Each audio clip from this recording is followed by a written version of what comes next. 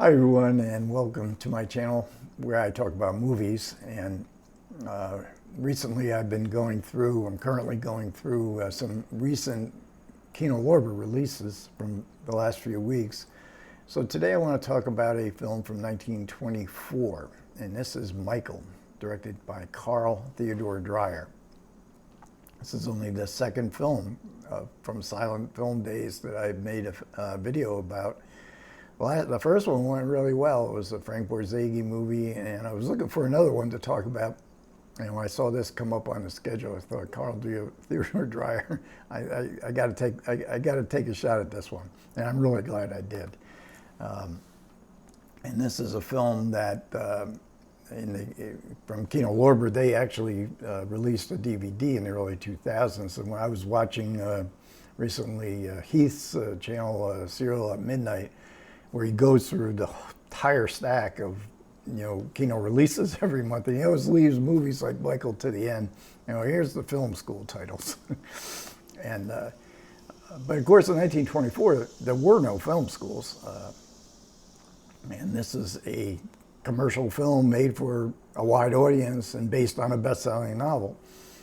And it concerns the title is Michael, but really the main character is this fellow here, and he is a master painter. In fact, everybody refers to him as the master.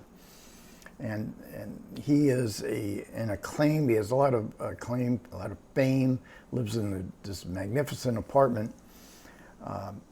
But his real fame came only in the previous 4 years when he met Michael. And Michael is a very good-looking young man who comes for lessons. The master says, I don't give lessons, but I will paint you. And he was so inspired by Michael as a kind of muse that the master is now considered one of the great painters in the world. And there's a relationship between the master and Michael that goes beyond the muse, posing for paintings. We see him early on that the master considers him his foster son, his heir. The master has no family. But with Michael, even though they seem to have a very congenial relationship, there is, you get the feeling that Michael is somewhat grieved by this relationship, that he feels like he's under the thumb. He can't be his own person. The master wants so much of him. And we get the feeling, too, that Michael might be a bit of a user because the master has great wealth. Into this mix comes a Russian countess. And she is a penniless Russian countess, as they tended to be in 1924, because we're only a couple years after the Bolshevik Revolution that outlawed countesses.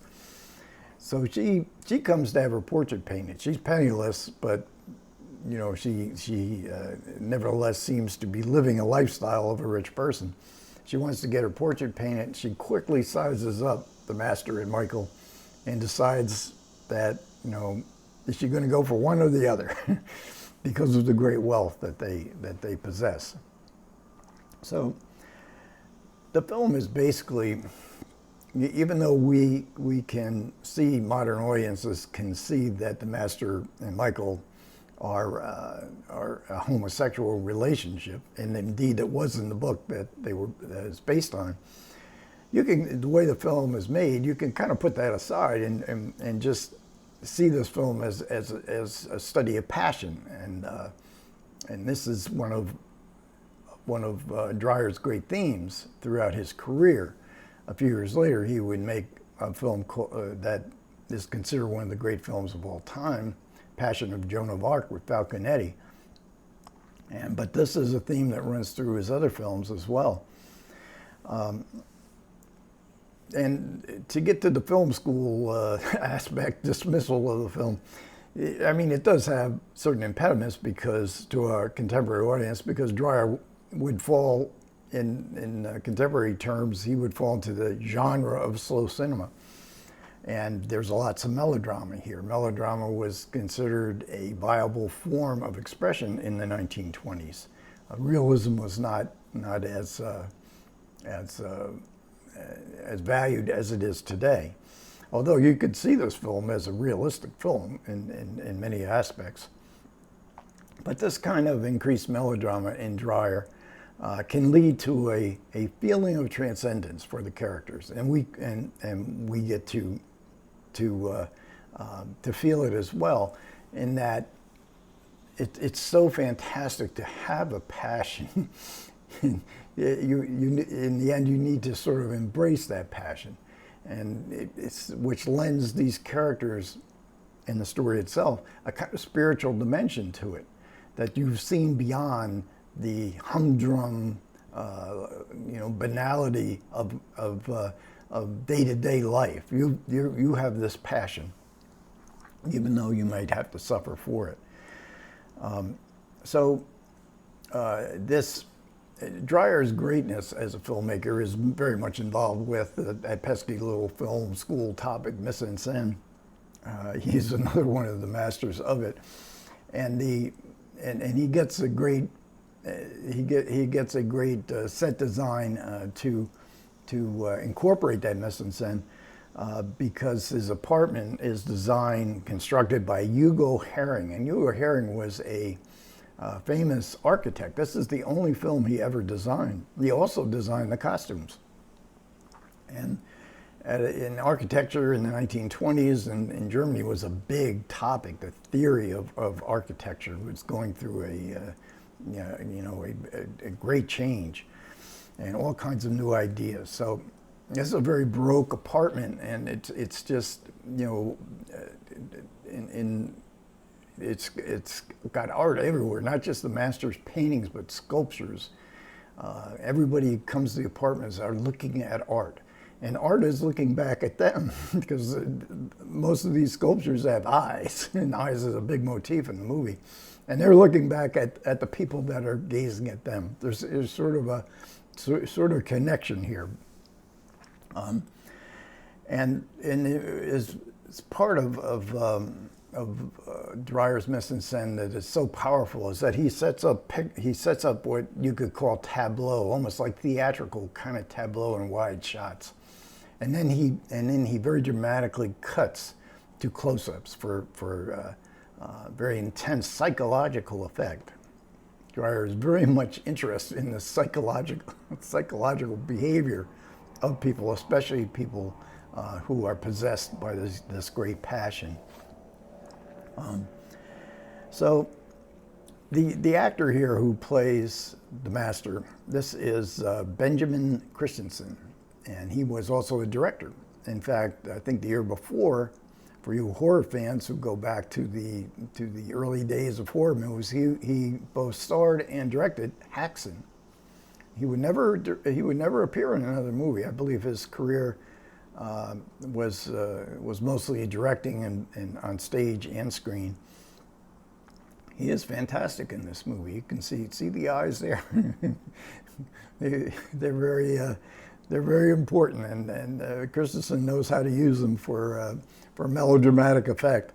And then the actor who plays Michael, and this is a really mind-blowing aspect of the film, is played by Walter Slezak.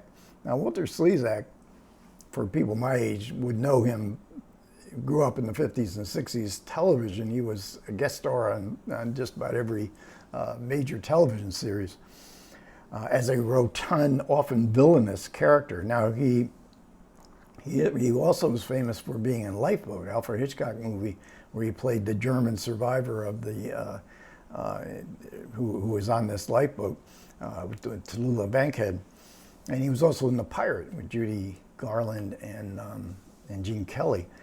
But in 1924, he was a matinee idol, and he was svelte and good-looking. Sometimes I would look at him and I think, boy, is that actually Walter Slezak? It is. And then the Countess is played by Nora Grigor, and this is Nora Grigor. It's a very dim picture there, but in one of the great costumes that Hugo Herring created for this movie. But Nora Grigor is most famous for playing Christine in Jean Renoir's The Rules of the Game, a film I talked about, a Criterion release that I talked about a couple weeks ago. There's all kinds of great talent here in this movie. The cinematographer is Carl Freund, and he photographed many of Fritz Lang's most famous films. He comes to America. He photographed Dracula. I believe he directed The Mummy. He was also a director. A long, just a tremendous list of credits of significant films. In the 1950s, Lucille Ball hired him to photograph I Love Lucy. and she knew that Freund would know, she was looking for a filmic look to her sitcom. And Freund was and she was friends with Freund and very, he did a very successful job. She wanted him, because this was revolutionary for television in the early 1950s. So he filmed the interiors here, and Rudolph Mattei filmed the exteriors. There's not a lot of exteriors, but he too comes to America. He photographs such movies as To Be or Not to Be, Foreign Correspondent. He directed a lot of movies, some film noir movies. The talent goes on, for Walter Slezak, when he came to America, he actually came to America to be a stage star, and he was a big musical comedy star, won a Tony Award. That was his main profession in the U.S. Now there's more talent here. Thea von Barrow wrote the screenplay. She was the wife of Fritz Lang at this time, and she wrote the scripts for almost all of Fritz Lang's movies. And Fritz Lang eventually comes to America. Thea von Barrow does not. She was a Nazi. She stayed where she was. Now we get an audio commentary here by Amanda Doxtator and Maxine Savage. Going back to the film school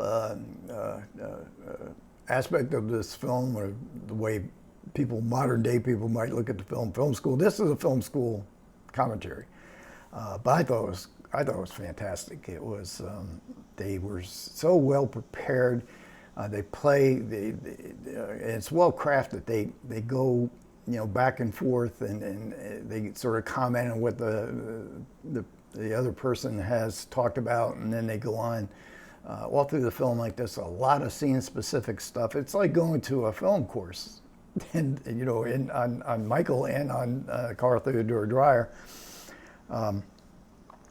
but it does have the academic nature to it, in that it's talking about film theory, and with this Herman Bang novel. Now Herman Bang, best-selling novel, he was famous, infamous. He was sort of the Oscar Wilde of Denmark, and evidently the book is much more explicit in the homosexual elements in this relationship.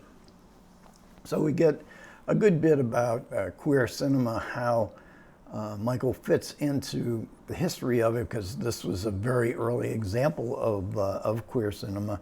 Also a lot about Freudian theory. There's lots of phallic symbols in this film. And Freud was in his heyday during this period. Also camp. They talk a lot about Susan Sontag's famous essay where she defines camp, and basically exaggeration. Everything is exaggerated. Now, the film did not please the critics. I don't think it was any kind of commercial success as well. But it had an infamous reputation because the Herman Bang novel was well known. So it took a couple of years to come to New York. 1924 it comes to New York, or 1926 it comes to New York, 2 years after the original release in Europe. And you can get access to Mordaunt Hall's 1926 review of Michael. I always love reading these contemporaneous reviews. Now, he didn't pick up, or at least he didn't discuss, the homosexual subtext to the film, which you would think he might have, because the American audiences knew what this movie, its reputation preceded it. So when when the audiences went to see it, they were somewhat disappointed because there's really not much here. There's any kind of explicit expression of this romantic relationship between the master and Michael. The caressing of the hair, caressing of the hand. There are looks for sure that you can clearly pick up on. But as I said earlier, you can really enjoy this film in a way, or appreciate this film in a way that puts all that aside, certainly to a modern audience. We pick up on this because of the intensity of the performances and the psychology of the characters. This is the human identity, and I sort of look at films. I understand, that this character is standing for this identity, this character for another identity. I'm always more interested in the human identity, and from that point of view, this is a film that you can really appreciate in that aspect of it, while still understanding that this, especially the historical significance of the film. So another real gem, to me, I know this is a film that isn't, sloughed off and probably not going to have much interest. My previous video on There's No Tomorrow, I understand that these are not famous film. Carl Dreyer was a famous filmmaker, so was Max Ophuls, but these are not their most famous films. But even if I'm the only one talking about them, it's something that I really feel a passion for bringing some conversation to it. Now, the next film we're going to talk about is not all that obscure, and it's because it's a Hollywood film, it's a film noir film, it's Force of Evil, a movie I've seen many, many times with John Garfield. I love this cover. This is a slipcase. This is the same artwork on the Blu-ray. So I'm really looking forward to talking about that one next. Okay, thanks a lot for everybody who managed to listen. I do appreciate it. Comments are welcome. Take care.